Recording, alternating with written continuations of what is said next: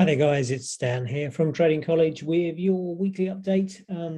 Just starting here as we did last week with the Dow Jones. And we still have this on the weekly, still continue of loss of momentum. We're into a second week of momentum trigger here on the storyteller, and we're still red on the PTS. So we're looking for some more downside. We're stalling here slightly in between the moving averages. We might reference this as sort of crocodile jaws, if you like, which like a crocodile has teeth, and you can see these candle wicks up and down below, just showing a bit of indecision in the market as it's working its way out of these moving averages, and really we're expecting the continuation down. Of course, we're at this big level of support here as we draw it across, and the market's just trying to work its way through. We're still anticipating with this loss of momentum, and certainly if we break below the 50 period moving average here, push much deeper into these sort of 30,000 zone potential is the potential. And we've counted the sort of waves that we did last week, and that still stands here. We get our kind of Fibonacci tool here. Just really we've stalled at this level, tried to rally to new highs, and when you stall around those zones, then we really are looking at potential of an A, B, C. So we just had an A, and now we're kind of B up here. We're just into this sort of C wave. And if we look at that on a daily chart, and we can probably see it just as clear. You can see here I've got my fibs already kind of plotted out, just working them through, not to make it too complicated. Look, it's red and it's down, and actually this week, we've had a trend predictor, which is one of our other strategies, telling us to stay short, telling us to get red and down, and we're just early in this move, and sort of we're looking for this kind of N-shaped target down here initially to 33,000. See if we can get the market moving down. And the alternative is, and this is obviously your kind of ABC kind of ending pattern, potential here. Now, if we don't continue red and down, and somehow we rally and we turn green, then it still kind of fits that strategy. We'll be flexible with this. If it turns green here, breaks above, we're long, but I think maybe only to this level. Again, this would be a little bit more of a complex kind of B wave, not to sort of confuse or get too complex, but yeah, key area right now where we are, we're now below the moving averages today. We've had a little kind of rally. The bulls have tried to rally it into this resistance zone in the moving averages. They're collecting together nicely. Trend predictor telling us to stay short, red PTS telling us to stay short and down. So that's where we are right now on the daily chart, which is great. Keeping with US stocks, then we've got the NASDAQ, very, very similar.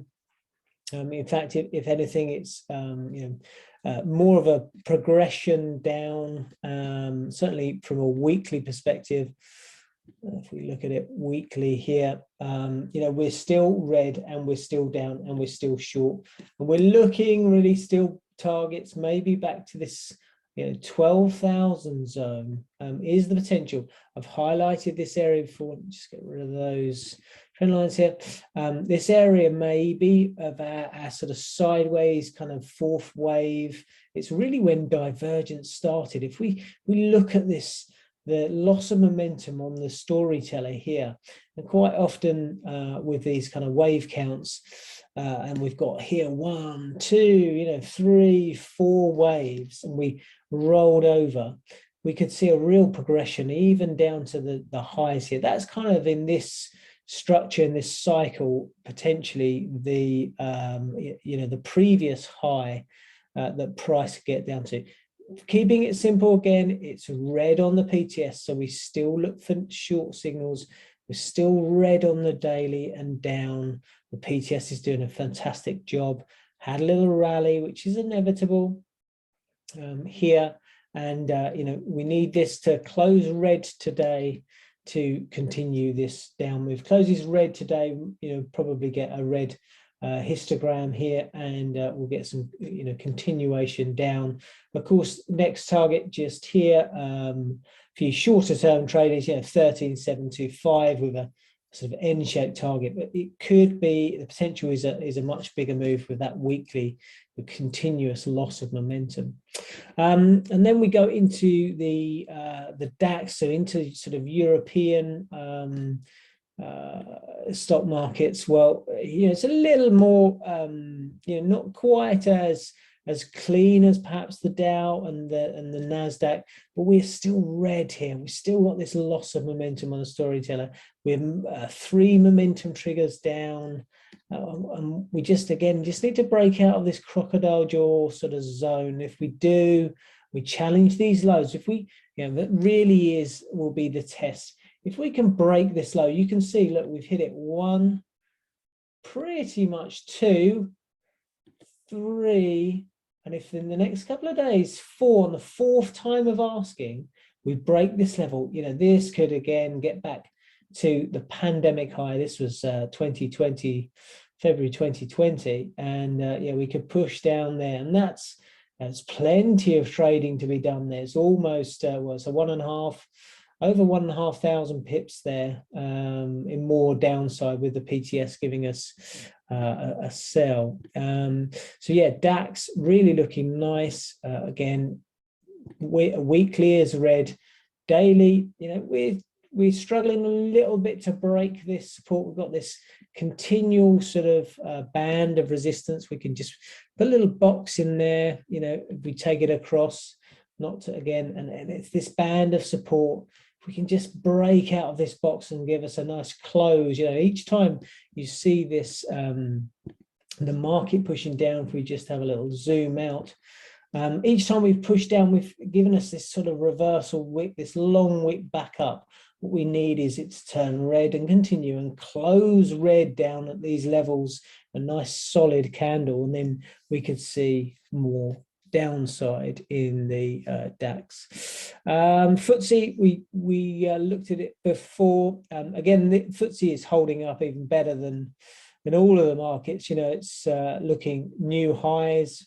It has turned red though, and really, if the stock markets do roll over, then we will probably see the FTSE, you know, take its marching orders to the downside as well. We've got this kind of 2 wave here, 1, 2, and we hit a sort of extension, and or we're within the realms of a sort of double top.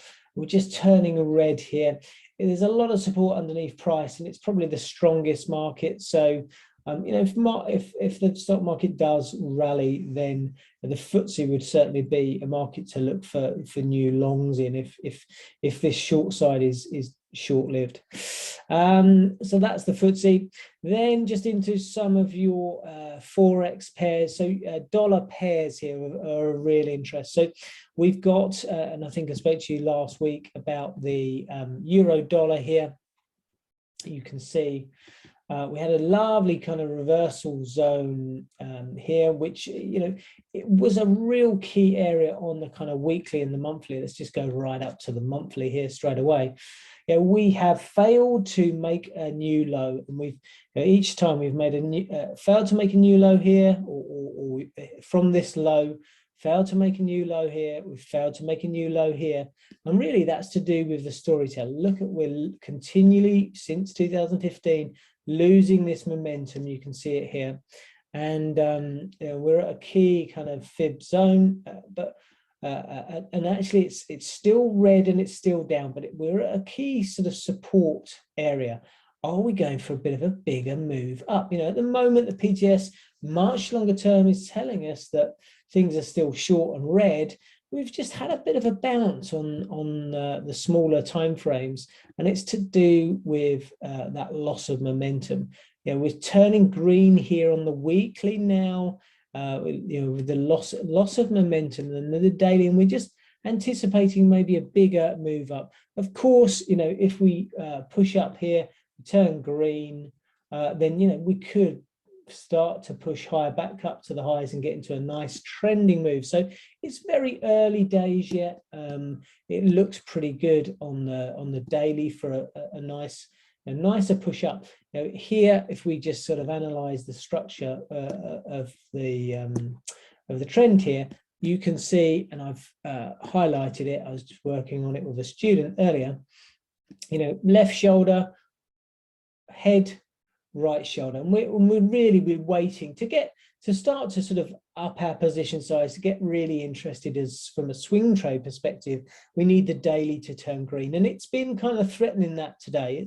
It's trying to get green, and that's what we're looking for in the next few days and months. You know, maybe you know, like any kind of reversal, we have that sort of ABC set up here. And so we're in this kind of realms here. If we find support and then we rally and we turn green, we could have a you know, nicer, bigger move up in the euro dollar.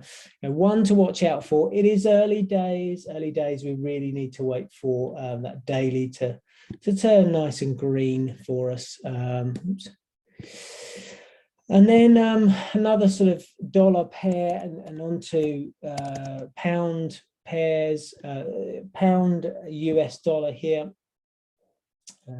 Yeah, pound US dollar, very flat storytelling. You see how it's been flat for days, for weeks, really. And you know, we're now turning green. If we could just break out, see where the moving averages have sort of consolidated here.